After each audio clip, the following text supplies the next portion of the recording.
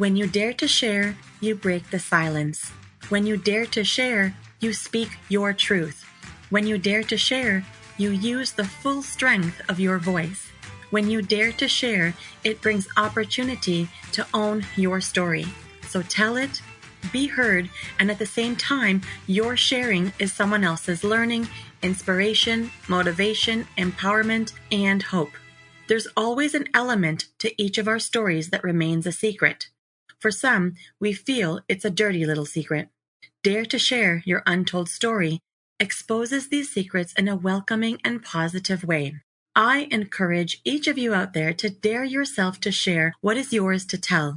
When we dare, it is the courage to do something really important.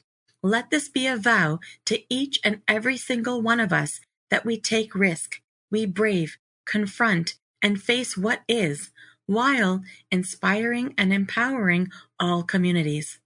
So let's break that silence and tap into mental beauty.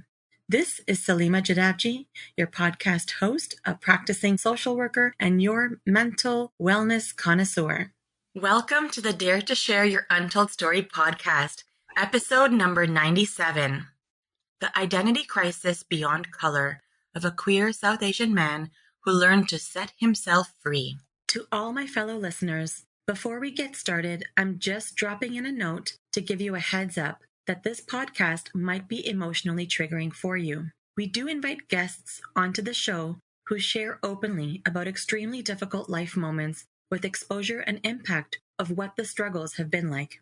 The intensity of each episode could have a variable impact on your emotional and mental well-being based on your own personal story.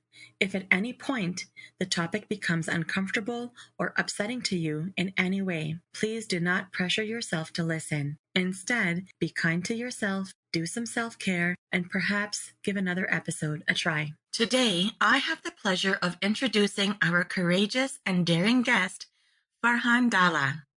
Farhan is a trailblazer and known for breaking boundaries as a first-generation Canadian and queer-identifying South Asian.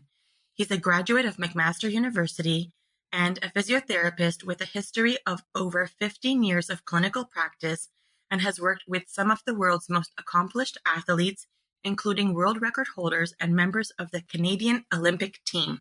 He established himself as an international fitness presenter, Canadian Reebok master trainer author, and appeared for 7 seasons on the hit show In Shape with Sharon Mann on the W Network in Canada and Fit TV in the United States. He has appeared on several Canadian shows such as Canada AM and Healing Yoga, and was the subject of a documentary series that featured him as a Canadian South Asian with a unique career. A recent highlight of his career includes worldwide recognition in Hollywood and Bollywood for notably personally training multi-award-winning actresses. Farhan was awarded Canada's Best Fitness Instructor in 2010 and has recently added podcaster to his list of credits. Well, hello there. Welcome, Farhan, to the Dare to Share Your Untold Story podcast. Hi, Salima. Thank you for the warm welcome. Oh, it's lovely to have you. Farhan, it is so great to have you as a guest on the show today. I am really excited. Well, thank you. I am too. I got to tell you, I spent my morning preparing. I got up early, went to the gym, did my meditation. I love that you prepared so much. I really am grateful. Not only have you prepared so much from what it seems like, but just this willingness of yours to be here and to tell your story and get down and vulnerable with me. You know, I've said this to guests before, how I'm truly humbled when guests are able to show up in their vulnerability and, you know, allow me to tap into their vulnerabilities, right? Because from that, we're able to draw on strength and insight and inspiration. It's really incredible what I get to witness in this space. And I hope that together we can take that stance today to further help breaking barriers of mental stigma. Yes, and thank you so much for giving me the opportunity to be one of your guests. I've had the opportunity to listen to previous episodes, and you're doing a wonderful thing with this podcast, the messages and the stories that people are sharing. So I'm very excited and nervous to share mine today with everyone as well. Well, thank you so much for that feedback. It's really nice to hear the impact that the podcast is making, because it's really something that I am passionate about, for people to learn from each other and hear from each other, and also just feel not alone, right? That their Mm, story matters and that they can be witnessed. And even though you are taking the steps towards vulnerability to be here, I'm really gracious. thank you. You're welcome. And in case you're still wondering, though I have some doubts that you are, but the podcast really, it is all about bringing forward untold stories that people go through, whether directly about a mental health struggle or something else. And what we know is no matter what the story is about, there is impact on one's own mental health in some way, which remains tucked away. And so this platform that's been created, it serves in a way to break the barriers of mental stigma that have been conditioned in our society. So as you know, my hopeful mission is really for both of us to encourage people to share and tell what people typically have reservation to express. And so I'm continuing to bring forward a trend, and it's called the mental beauty rethink. So for yourself, Farhan, what immediately comes to mind when you hear this phrase, the mental beauty rethink? Well, first of all, I want to say that when I hear you say those words, there is a feeling in my body that's unfamiliar to me because Mm-hmm. normally when somebody says or I hear the phrase or read mental health, my mind immediately goes to some of the darker places, the Mm-hmm. more troubling areas that people experience. But what I love about this is that I see it as a way to empower ourselves by using that statement in a way in which allows us to express our mental health without shame or stigma. Mm-hmm. And it gives us all permission to see mental health as something that is just as much of a part of our being, including our body and our spirit. Mm-hmm. And it allows us to celebrate all of who we are. Mm-hmm. Yeah, I really love what you took in, because that's essentially the message that I was hoping it would have impact. It's just so nice because for me, when I just put those words together, for me, I was like, this is open, this is invitational, because it doesn't have that same, I don't know what it is, but it's like we've talked about this before in other episodes where it's like when you hear the words mental health or mental wellness, it means something like good or bad. Like there's like a comparison of something being right or wrong, or it's a judgment, and it's not really seen on the equal level playing fields with physical health. You hear the words physical health and nothing happens. Mhm. But mental health, and you can actually shift an entire temperature of a room by saying something related to mental health. So I feel like you really captured the essence of where this came from and what the purpose of joining these words together really means for me. So that was so cool. And it is a welcome change. So I hope to use that phrase as part of my language now. So I will thank you for that. Thank you.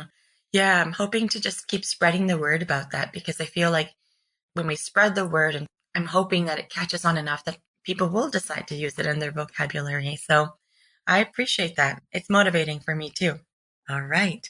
So thank you for sharing all of that. And now let's take that deep dive and get right in there with today's interview. How do you feel? The same, excited and nervous. Yeah, I think I have Livin' La Vida Loca playing in my head right now. So I'm going to turn the volume down and tune into this conversation. I'm just kidding. I'm ready. You're ready. Okay, Yeah. good. Awesome. All right. I always invite people to just allow themselves to get comfortably uncomfortable and know that the conversation can be just perfectly imperfect. Okay. Mhm. Those are two Dare to Heal models. All right. So let's get started then. So, Farhan, give us the newspaper headline of how you would title your untold story. How would it read? Unapologetically gay and Indian on my own terms and in my own words. Mm. Say it one more time. Unapologetically gay and Indian on my own terms and in my own words. Mm. Unapologetically gay and Indian on my own terms and in my own words. This question has really given me an opportunity to reflect back on a moment in time where there was another headline in a newspaper involving myself that I had not written. And it's given me an opportunity to have closure from that experience. So, very briefly, it was 2003, and I was invited to a queer South Asian event. Okay. It was an event called Funk Asia. At that time, I wasn't really out, and there was only a few people that kind of knew. And so I Okay. was very strategic about where I went, where I socialized, trying to keep this big secret, though it wasn't a really Right. big secret. Nonetheless, Hmm. I was in a public space that I thought was a safe space. And keep in mind, at that time, people didn't have cameras on their phones, right? So Right. there was no videos and whatnot. And I was just Right. told I had to escort her to the cake for the cake cutting ceremony. And when I did that, all these cameras and videos came out Oh and my. started Okay. taking pictures, right? So that was a very nerve wracking moment. So I was caught in a situation that I was not aware or prepared for. Right. And the next day I contacted the organizer and I said, "So who was there taking pictures and videos?" Well, to my Hmm. surprise, it was the Toronto Star, the Globe and Oh. Mail, Oh my Much goodness. Music. And Hmm. so a week later, I was teaching a spinning class, and one of my participants said before the class started, "Hey, by any chance, were you at this event called Funk Asia?" And I was like, "What are you talking about?" She goes, "Well, I saw a picture of you in the paper, and I knew right away it was you." And she said, "I have a copy of it." And I said, "Can you bring it?" She said, "Sure." So while she ran to the locker to get the newspaper, I had to start the class. So I had 30 people in front of me. Hmm. She placed the newspaper on the speaker next to me, and I turned, and on the very front cover of the entertainment section of the Globe and Mail newspaper was a picture of me, and above it, it said, "I had no idea you could be gay and Indian." Mm. And I was distraught, scared, freaked out, and whatnot. Hmm. And so what they did was they interviewed people in the audience, took that quote and my picture, and ran a story. So it wasn't even my story. They weren't my words. Right. So flash forward now, 20 years later, this Hmm. question has given me an opportunity to reclaim this moment and take back the narrative. Yeah, reclaim the moment. Let's Yeah, do that. let's do that, right? So that's why this question has such important significance for me. There you go. What a meaningful title, especially with the reflection that you shared about where this title comes from and what you're reclaiming. That is wonderful. Yeah, and I appreciate that because now I feel I have closure from that whole Mm, experience. It's not anyone's ideal way of coming out. sure. The implications of that could have been hit professionally and personally. Especially like more than 20 years ago, right? We're talking about 2 decades ago. I mean, we've evolved as a society and there's lots of more evolving that needs to be done. But where we were back then and where we are now are very different places. And that could have been a really big rupture for you. Right. And so the fact that we're even having this conversation today tells me Hmm. how far we've come. Exactly. So I thank you. mean, we have further to go, yet let's Mhm. embrace that, okay, in this time span, look at all the things that's changed, that we can have this conversation now. And that this is going to be a conversation that is heard and Mhm. witnessed, and people will be able to hear it, learn from it, embody the message into their own stories. Yeah, and preparing for this, I actually Googled and the article is still online, though my Really? picture isn't there, thankfully. Wow, Yeah, it's still interesting. there. So Wow. it's marked in history. So there Marked in is, history. but so is this moment now. Amazing. I love it. All right. So without further ado, let's go there. Let's go. Tell us more about what this untold story is about. Give us that snapshot. Dive right in. Sure. So taking a deep breath right now, but Hmm. my untold story involves a massive deconstruction of belief systems, fears, wounds that were projected onto me by society, media, family. It involves breaking down barriers, followed by continued reconstruction, forgiveness, and healing. As a Mm. child, I was told you'll always be a failure and that I had no potential. When you say as a child, how old are you going Oh, back to? multiple ages. I think the first time I remember being said those words literally was probably at the age of 7, and then periodically throughout my childhood and even in Mm-hmm. adulthood, to be honest. And by whom? Oh, family members. Mm-hmm. Like which Yeah, family members? Like what like kind of family members? siblings, parents, dad. Okay. Yeah. All right. And it wasn't just subliminal, like I was literally told that, right? Mm-hmm. And that message was reinforced through society, Mm-hmm. media. I took all of that and turned my wounds into my fuel because it really propelled me. And, as you said in my bio, I strive for excellence and I went after unorthodox careers, Mm-hmm. including fitness and physiotherapy. That was something that someone who was South Asian, it was not your regular path or Mm-hmm. something that was expected of you. And so there was discouragement along the way as I was striving for that. But despite that, I was able to get on the Canadian Reebok Master Trainer team, Mm-hmm. become an international fitness presenter, author, Mm-hmm. ended up on television. Yeah, like you really chose the path less chosen, despite hearing this message, such a negative message that really how it would have affected you to hear that message, Hmm. by people who are your blood, right? Like Yeah. who you're supposed to be able to feel lifted by and safe around, and you still chose the path less chosen. Not even less chosen, but unchosen. Because if you go back 30 Yeah. years, name one person that Hmm. you can think of that had a prominent, thriving career You're in right. fitness or physiotherapy. There was no Hmm. role models for me at all. Turn on the TV at that time, even now, or look at magazine covers or inside even Right. magazines. There was no representation then, and still we have a long way to go in that regard now. Right. You still chose it, and not just chose it, despite all that discouragement, you surpassed, like you created so much. Mhm. It's amazing.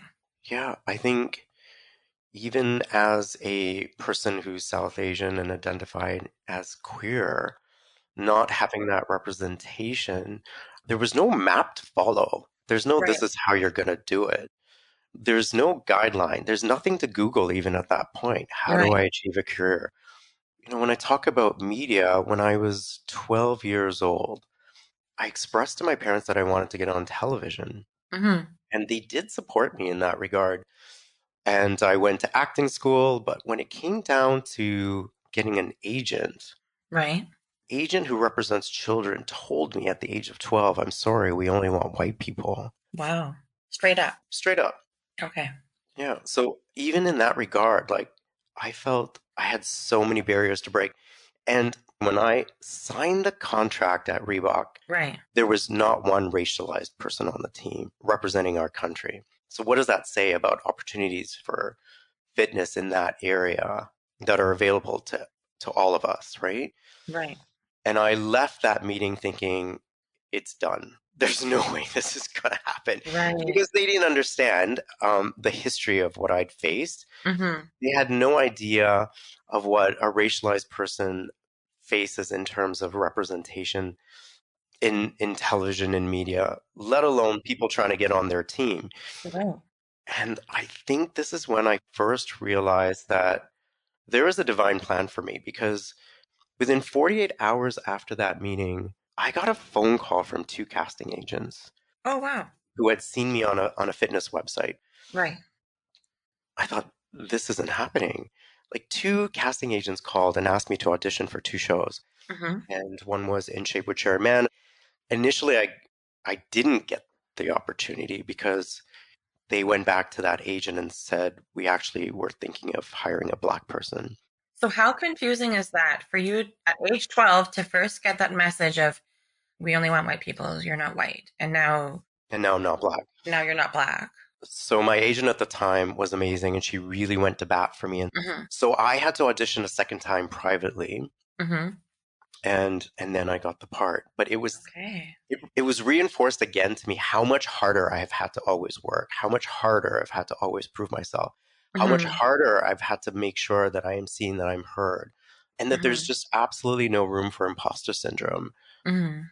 That's a lot of persistence, my friend. yeah, but here I am. Like, You when I are think here. back about the incredible opportunities that this presented, because it took me around the world as a Reebok trainer.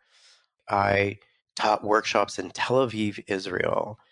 Mhm. And I remember looking into my audience, and there were Christians, there were Arabs, there were Jews, everyone. And I taught workshops in Australia. And I remember teaching this yoga class in Darling Harbour in Sydney, and the sun was setting behind me. And Wow.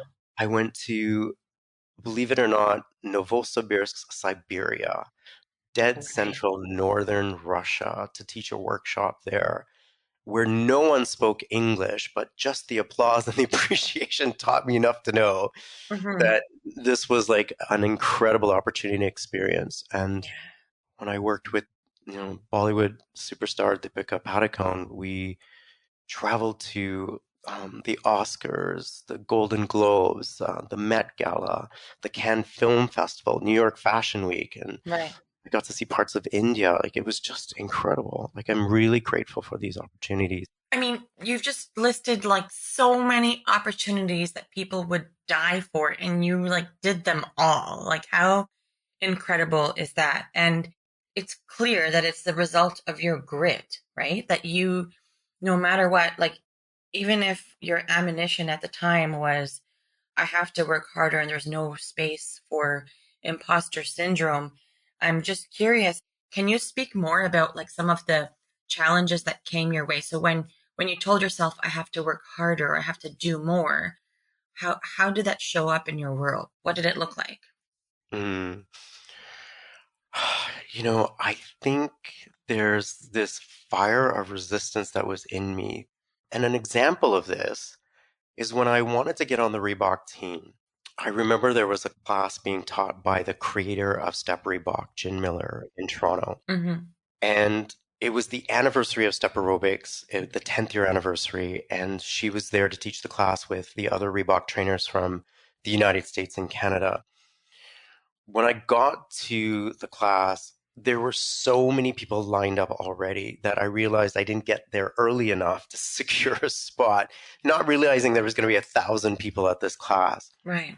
I came with my resume and I came with a mission and an intention, and that was to make sure that I introduced myself to her and to let her know that I wanted to be part of the team. And as soon as that class ended, Slima, I Mm-hmm. grabbed my resume, left my backpack. Mm-hmm. I ran as fast as I could, jumping over steps and pushing through people and making my way through the front of the crowd till I got right into her face and was literally the first person there to greet her. Mm-hmm. And I said, "Hey, Jen, my name is Farhan, and I really want to be on the Reebok Master Trainer team, and this is my resume." And she so graciously took it, said, "Sure, I will pass this on to the powers that be." And she gave me the name of the Canadian representative who ran the program in Canada. And she said, Mm-hmm. "Make sure you say hi to him." And I did. I found him at the event. Now, keep in mind, this was Metrotronic Convention Center. And if any of you have been there, know this is like a very large Right. place. But I managed to find him. I managed to give him a copy of my resume, and he agreed to meet with me. But what happened was, Salima, is when I applied, they cut the team down from 13 to 10 Mm-hmm. or to 7, and there was no way they were going to bring somebody else on again. Mm-hmm. So I kept in touch, and the best advice I got was from one of the trainers that I introduced myself to, who was on the Canadian team. He said, "Just hang around. Just hang Okay. around." Okay. Yeah, and I did. It took 3 years and 3 meetings. And then I finally got a call one day when I was at work saying they were expanding the team and they were considering bringing me on. And could I be in Boston in 2 weeks for global training? And the next thing I knew, I was on a flight to Boston. Wow. So when you share this and you give all of these details, it shows me that what harder looks like for you is beyond persistence. It's like Mhm. you actually fueled it somehow and really focused on, okay, so I have a situation here. How am I going to be creative and resourceful? Because I'm so clear about the outcome I want and that I'm going to have. And it Mhm. sounds like you almost felt like you already had it, that you might have had that mindset for yourself. Like, I'm curious if you did, but that's kind of what it feels like when you tell me this right now. Yeah, and I want to say I think it was almost harder to get on the Reebok team than getting into physiotherapy, where the year I applied, there were 1,000 applicants and they only took 60 students. Right. I just remained zero focused. And I just knew one day that they Mm, were going to maybe expand the team. right. And I just believed that I would get the call. I love it. When we were talking initially, when you shared what the main themes of your untold story is all about, you also mentioned like belief systems and fears that you Mm. grew up in. Can you shed some more light there? Tell me more about the belief systems and the fears that you sort of kind of encountered. Yeah, I think the messages that were playing internally in that inner dialogue was this idea of not being good enough, Mm-hmm. because it was reinforced in the way that I showed up because of my color. It was reinforced in the way I was communicated by family members and siblings. I think despite the success that I was achieving, I really struggled with a deep sense of belonging. You know, Mm-hmm. who am I and where do I fit into this landscape? Mm-hmm. I had intense feelings of isolation and loneliness. Mm-hmm. It got to the point where I just stopped sharing. I stopped sharing and talking about what I was doing with my work. Mm-hmm. When we gathered at family tables, be it for dinner or Mm-hmm. celebrations, I found myself immediately shrinking and getting smaller energetically. Mm-hmm. I would withdraw to the point where I was there in presence, but not in presence, if you know what I mean. Mm-hmm. And I think that I knew that I was never going to be celebrated.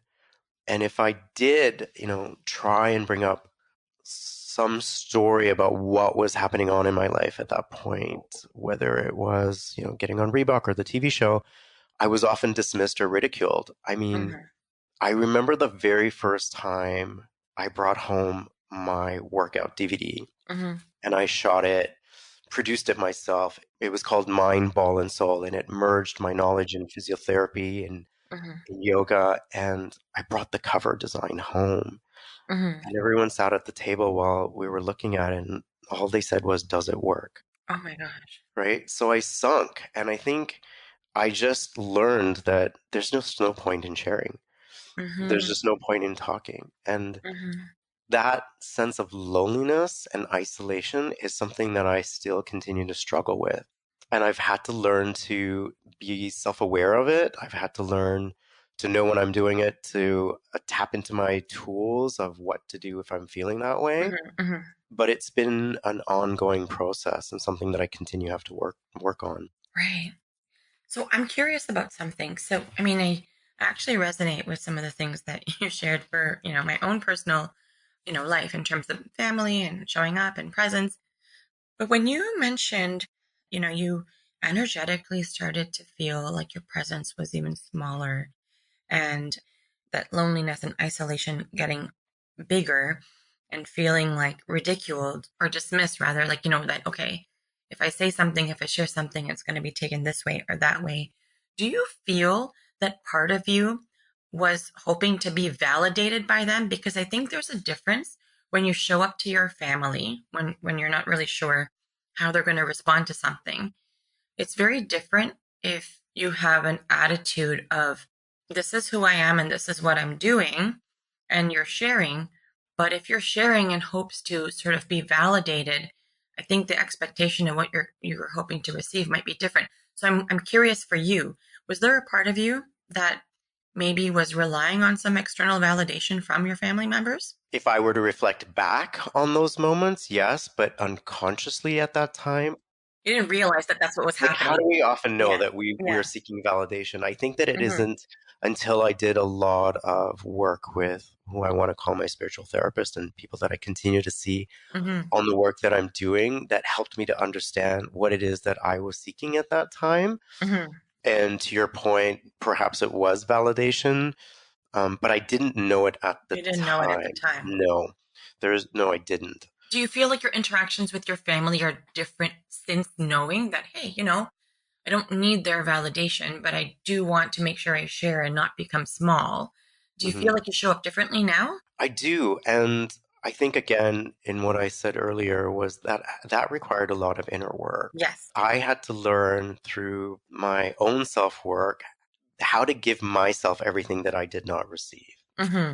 and develop a practice of self-love, self-acceptance. Keep in mind, as a queer person, we grow up with our biggest fear that we're going to be rejected for who we are, right? So we spend maybe aspects of our life seeking validation in other ways. Like, look at me, I'm a Reebok master trainer. Look at me. Like, okay, so I happen to be queer. Can we put that aside? But look at how amazing of a person I am. I didn't know that I was necessarily doing that or acting like that in that way, like I said. But once I learned that everything, first of all, came from a place of projection, that it came from a place of their own wounds.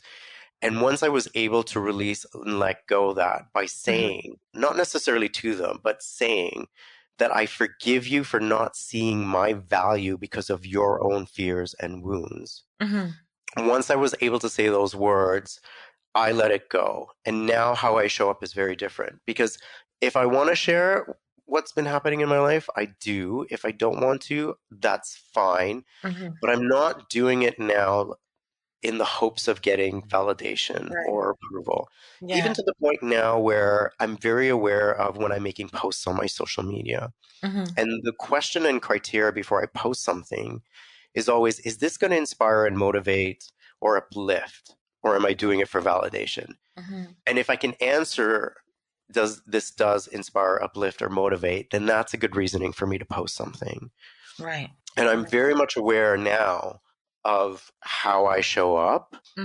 And I sort of have these filters on that remind me of my old self, of am I going down that path again?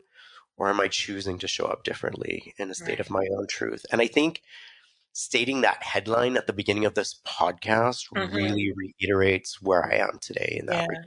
And I made a note of something that you said as you shared your process of bringing to awareness all of what you've done and the process and you've done it by. But something that really stood out for me was when you said, I forgive you for not seeing my own value because of your own fears.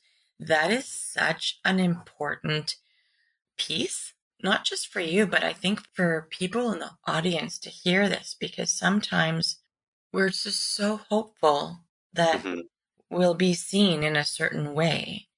But sometimes we're contending with other people's fears, right? So we're contending with other people's insecurities or other people's mindsets or narratives. And we really can't compete with it because we also can't control it, right? And we can't control the timing of other people's healing and what their healing entails. But we also don't need to be brought down as a result of it. Yeah, and I think that when I realized by saying that I was letting go of the ownership of how that made me feel, just liberated me and made me also realize that it had nothing to do with me. It had nothing to do with me. I also wrote a statement of forgiveness for myself for ever believing that anything that was said about me was true. And I took ownership of that as well as part of my healing process. Can you share? Sure. So fascinating. And this is the thing that was brought to my attention by my spiritual therapist, is that my reaction had everything to do with my experience. Yeah. And if I had a trigger to what something was said, whether it was a backhanded comment, or something to bring me down, something to poke fun of the way that I looked, either on TV or in a magazine by a family member, or like I said with my video. Right. If I was having a reaction that was not positive, then that was a reflection of me needing to do inner work, in that there may have been a part of me that actually believed that what they said was true. Because if it wasn't, and I didn't feel anything, I wouldn't have had the reaction. That's a huge piece to keep in mind. It is. And so if you're listening to this, if somebody said something that irked you, you really have to take a step back and take a deep breath and said, what part of me, maybe subconsciously, because I don't think that on a conscious level, but my reaction might be telling me otherwise, right? So I now know when I'm hearing something that doesn't feel nice, is how am I receiving that? And if I'm triggered by it, then I immediately go into that statement of forgiveness for myself, where I forgive myself for ever believing that any of that is actually true.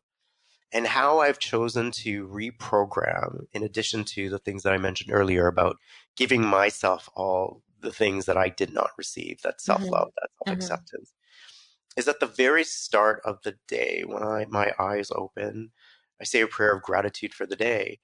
But Mm-hmm. then the first thing that I do when I see myself in the mirror is I look into my eyes and say that I love you. Sometimes I'll give myself a high five. If I need a hug, I'll wrap my hands around my heart and I will give myself a hug. Mm. And I've been taking responsibility and ownership for allowing all that it is that I need and all it is that I wish to receive by giving it to myself. Mm. Yeah. I mean, it sounds simple, but it's not. And I am in such a state of awe and admiration right now to hear this process that you've cultivated for yourself. It's so wonderful. It's an ongoing process. You're right. It's not easy. It is ongoing. It's like hygiene, right? You don't just take one shower for life, right? Like, you know, it is ongoing. And so, but the fact that you've created this like protocol for yourself, it's like a routine that this is Mhm. something you wake up with. There's things that you do, just like people wake up and then brush their teeth. Like nothing can kind of get in between this. It seems like this is pretty embedded into your world now.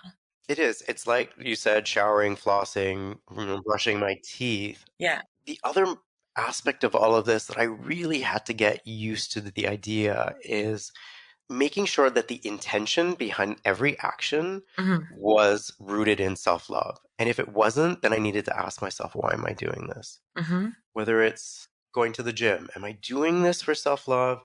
Or is it because of, I don't know, what I ate yesterday? Am I doing this for self-love?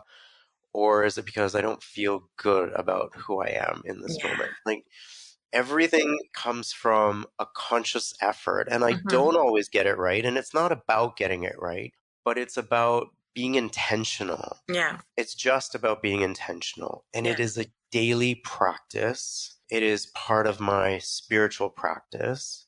And it is what has just become a natural part of my existence and being. I love it. I try to make sure, even when I'm cooking, that this is an act of self love, that the food that I'm putting in my mouth is going to be providing me with nutrients and the energy that I need and help me reach my fitness and physical goals.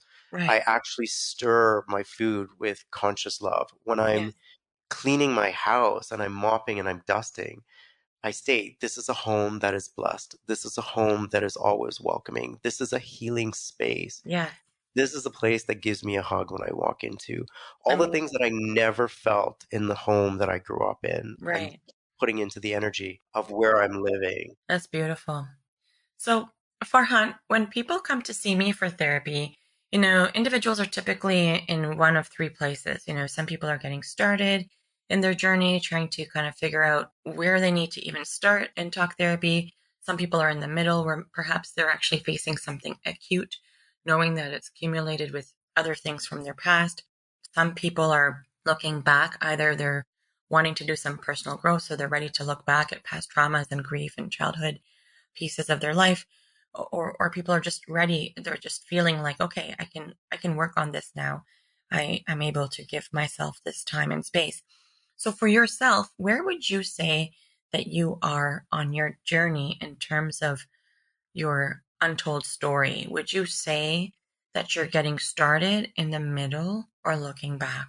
I love this question, and to be honest, I feel like it's a bit of all three. But you can't really be in all three places at once, Farhan. So if you were to pick one based on where you are right now. If I had to pick one, Yeah. okay, so the backstory of why I would say that now is that I unexpectedly became a caregiver Hmm.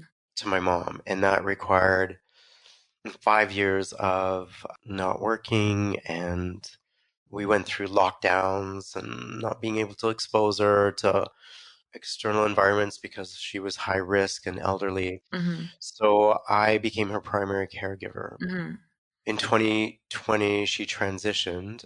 We were still in this area of lockdowns at that Okay. time. Like COVID lockdowns, right? Like Yeah, all COVID the. lockdowns and Hmm. whatnot. And so since that time period, I had have had to recreate my entire life. Right. Professionally, personally, everything. As a caregiver, I wholeheartedly gave up work, was not able to have a personal life and whatnot, and lived with her. I've had to start all over again, every aspect of my life, Mm-hmm. including going back to work. I hadn't worked for 5 years, and I Mm-hmm. just recently went back to clinical practice as a physiotherapist. Mm-hmm. And aside from having to go through a very deep grief journey, which I'm still in and will continue to be, because I think grief is a lifelong journey, Mm-hmm. I'm in a space of recreation all over again. What does life look like for me now, Mm-hmm. professionally and personally? I'm in this space of creativity, having to rediscover what are my passions, what do I love, because I wasn't able to be in a space of doing what I passionately love to do because I dedicated all that I am and everything that I am to my mom. Right. So to answer your question, if I had to pick one, I'm in the beginnings of recreating my life. And that even means stepping into the dating world again and trying that. Mm-hmm. That means connecting with friends and traveling and going, where do I want to go? Where do I want to live? Yeah. What do I want to do next? One of the barriers that I'm facing now in Mm-hmm. terms of the fitness industry is my age. Mm-hmm. Not only South Asian queer, but I'm in my 50s. Mm-hmm. And if we were to look at those intersections and see what the representation looks like there, it's even worse. Mm-hmm. Mm-hmm. So I don't know what the world is going to present for me because it seems like there's always been an opportunity for me to take the lead Right. and in some way, but I'm just not sure what that looks like right now. I did Right. start a podcast, as you mentioned, which Yeah. has allowed me to use my voice in creative ways. Mm-hmm. But I think there's still something that I'd like to do with fitness. I'm just not sure what yet. Right. It sounds like there's lots of new firsts and possibilities of new things coming. We're Hmm. very reflective of, hey, I'm in the beginning of this rediscovery part of my life, Yeah. which is beautiful. So we've talked about several elements of your story and the themes that are attached to it and all of the different things that you've been able to articulate and describe. Can you share a little bit more about how your untold story has affected your mental health? So we're talking about, were there things that showed up physically that manifested for you, or was there certain thought patterns on repeat or certain emotions that really took a toll on you? Anything that you can share from that realm? So I think one of the things that I'd mentioned earlier was this idea of loneliness and this fear of being alone. Mm-hmm. And that's something that has continued to stay with me. And so, can you describe more of that loneliness? Like, what did it actually feel like for you? The idea of loneliness doesn't necessarily mean being physically alone, Mm-hmm. because I could be in a group of people and still feel that way. Mm-hmm. And I think it stems from all the times that I made myself just smaller at that dining room table or in the Right. presence of others. I think also after my mom's transitioning, um, it became amplified. In what way? I was always used to coming home and seeing my mom on the other side of the door. Mm-hmm. I was always used to coming through the door and hearing the sounds of Bollywood music or her caregiver cooking in the kitchen or a PSW giving her a bath or helping her with whatever her needs were. There was always people in Mm. the So all house. those like familiar sounds and part of the routine and Yeah. After her transitioning, I could not come home to the silence. mm-hmm. I would leave the TV on just so that there was a noise on the other side of the door before I opened it, because the idea of coming into that space of silence was just so difficult for me, like viscerally, emotionally, in every way. Mm-hmm. It took me a long time before I was able to get used to that silence. And I remember one moment where I tested myself and I left the TV off and I went for a walk. And when I came home, as I approached the door, I could immediately feel the presence of nothing and silence. And I knew, okay, mom's not there. Mm-hmm. And I took a breath before I put the key in and I slowly opened the door and I stepped into that silence. And I just thought in this moment I could distract myself by running for the TV and turning something on. I Mm-hmm. could go to the kitchen and turn on the faucet and get a drink of water. I Mm-hmm. could call someone to distract myself, but instead I stood in the doorway and I embraced the silence. Mm-hmm. And then Right. I took another step in and I just stayed there in the silence and in the discomfort of it until it slowly and surely started to dissipate. Mm-hmm. And it wasn't until I did that that I could face that Mm-hmm. silence. And to be honest, I still struggle with it. Sure. I don't have the sound of her alarm going off every morning at 8:30. The sounds of her when I leave saying, "Have a good day and have fun." She would always say that every day. And I don't have the sounds of her saying, "Welcome home," every time I come home. Right. And all those sounds have, and all those things that were familiar to me have been part of my grief process and things that I've had to learn to live without. Mm-hmm. So thank you for elaborating on what you meant by how it amplified for you, right? And in that space of emptiness allows us to become present to what it is that we're either not paying attention to or suppressing, right? Mm-hmm. So in that silence shows up the loneliness. Mm-hmm. And in that loneliness, it says to me, go feed me. It can say, distract me. It can say, turn on the TV or whatever. And I've had to learn to listen to that voice and stay in that discomfort. Mm-hmm. And that's not always been easy, but I'm working through that. Yes. I mean, those are very difficult pieces, especially when it's so much, it's a knee-jerk reaction to suppress, right? It's like such a auto-learned habit. And I always say what you suppress, your body will express. Yes. And the way it's physically shown up for me is insomnia and sleepless nights. Mm-hmm. Okay. Thank you for sharing that. So, so tell me, what is your key message to the listeners of our show? What do you think is really important for them to know today? Hmm. I mean, it may sound cliche, but it's really important to be true to yourself. Okay. I think what I've fundamentally learned is that when I'm not being true to myself, I'm actually betraying myself. Right.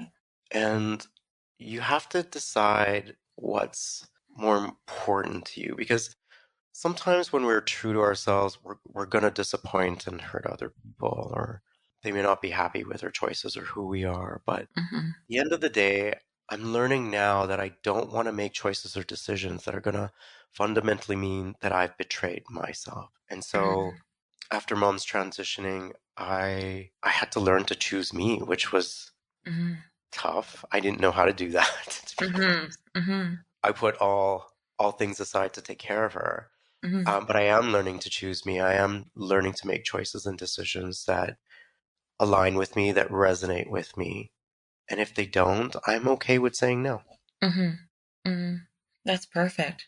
A wonderful message and a really great reminder. And whether you think it's cliche or not, I think it's the simplicity of the message, but where what it's rooted in, right? Like really Hmm.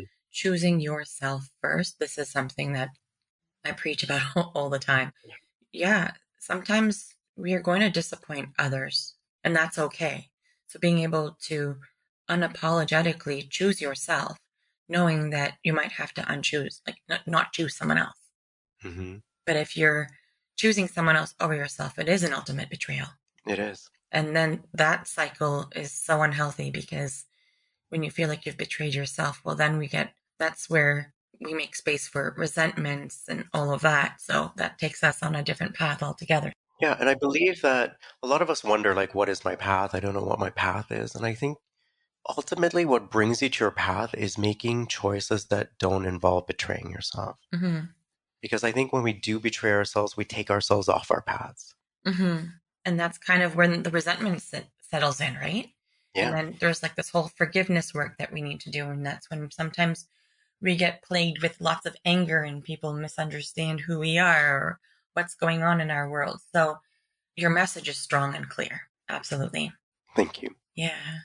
All right. So I'm really curious about what was game changing for you in terms of inspiration that's close to you that reflects your untold story. Was there like an inspirational quote or book or speaker or event or something that really sparked for you? Something that was Hmm. pivotal? Yes, I think it was in 1999. I was working out and I asked someone for a spot because I was doing this exercise, and after I was done, this man said to me, "You need to stop thinking and start feeling." And he walked away. And I said, "What?" Mm-hmm. So I went out and I asked him some more questions, and I said, "What are you talking about?" And I maybe he saw something in me that needed awakening, because that's the Mm-hmm. word I can think of now when I look back on that experience. But he referred me to a book, and I immediately went and got it, and it was by Marianne Williamson, Mm-hmm. and it's called A Return to Love. And Mm-hmm. there is a quote in there. It's a short paragraph that I'll share with you that was life changing, that was reflective on our entire conversation. Okay. And it says, "Our deepest fear is not that we are inadequate. Our deepest fear is that we are powerful beyond measure. Mm-hmm. It is our light, not our darkness, that most frightens us. We ask ourselves, who am I to be brilliant, gorgeous, talented, fabulous? Actually, who are you not to be? You are a child of God. Your playing small does not serve the world. There is nothing enlightened about shrinking so that other people won't feel insecure around you. We are all meant to shine as children do. We were born to make manifest the glory of God that is within us. It is not just in some of us, it's in everyone. And as we let our own light shine, we unconsciously give other people permission to do the same. As we are liberated from our own fear, our presence automatically liberates others." Mm. I'm very familiar with Marianne Williamson and this book and this paragraph. So I'm so glad you shared it because it's so powerful. It is. I need to read that often, I think. Yeah, it's really you can add that to your ritual, your Yes. protocol that you shared with us. I think I need to print it and maybe put it somewhere so I can see it every day. Yeah, wonderful. All Hmm. right. So tell me, what is a cause or an organization that has been impactful to you on your journey that you would like to give a shout out to? Oh, okay. So I would like to give a shout out to the North York YMCA. Reason being, Okay. okay, when I was 15, I was really struggling with my weight, and I convinced my parents to get me a membership there as a birthday gift. Mm-hmm.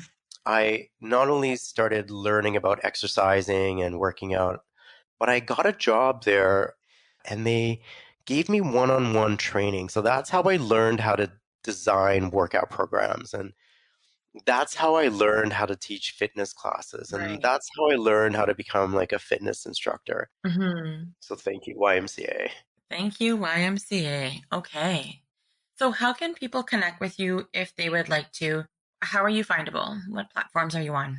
Hey, well, I'm pretty visible on social media, so you could find me on Instagram, X, which is the former Twitter. I'm on Facebook. I have my own podcast, my website, and I'm also on LinkedIn. So I think I've covered it all. You definitely have. We Am I have missing grabbed, anything?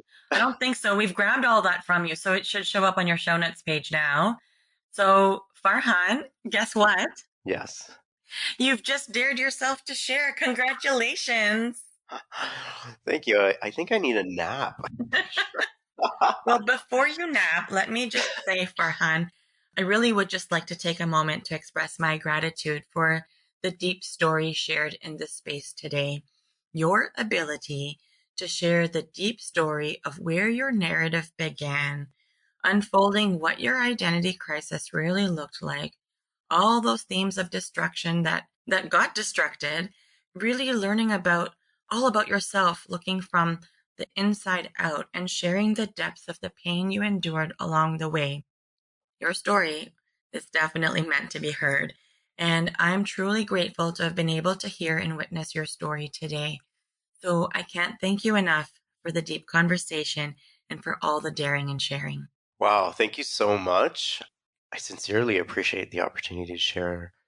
I sincerely appreciate you creating a safe space for me and all the former guests and future guests to do so. Mhm, mhm. I want to say you're doing an incredible job at shifting the narrative of mental health. And I have now, because of you, changed the language in the way in which I express any aspect of mental health. So I thank you for that. Oh, thank you. This is amazing. Once again, Farhan, thank you for being part of Dare to Share Your Untold Story and helping to be a voice in breaking down the barriers of mental stigma. To all of our listeners, if you like what you've been hearing on this podcast and you want to be part of breaking down barriers of mental stigma, I invite you to go wherever you are listening to the episode and hit subscribe. Leave us a comment or a review of the episode and maybe how you relate to it. To learn more about what we offer, visit www.daretoheal.co. And if you are feeling ready and brave to share, please submit your story by visiting www.daretoshare.co. Thanks for joining in.